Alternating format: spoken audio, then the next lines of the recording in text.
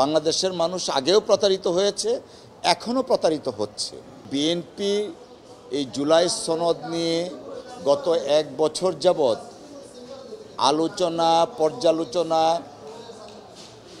করে চর্বিত চর্বণ করে সবার সম্মুখে একটা পজিশনে গিয়ে পৌঁছেছে।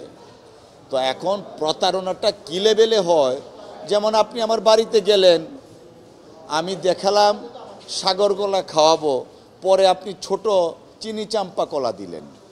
সো দেখালো এক জিনিস, প্রডিউস করছে আরেক জিনিস।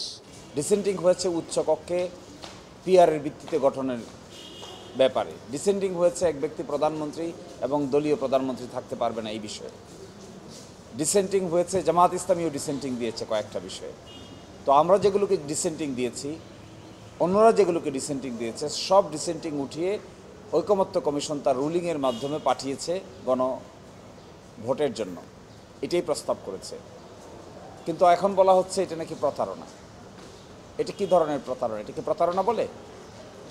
ঐকমত্য কমিশন যে রুলিং দিয়েছে, এই রুলিংটাই সকলের ডিসেন্টিংয়ের উপরে প্রাধান্য পাবে, বাকিটা জনগণ ঠিক করবে। জনগণ যদি হ্যাঁ বলে সেটা অ্যাকসেপ্ট হবে, জনগণ যদি না বলে সেটা রিজেক্ট হবে।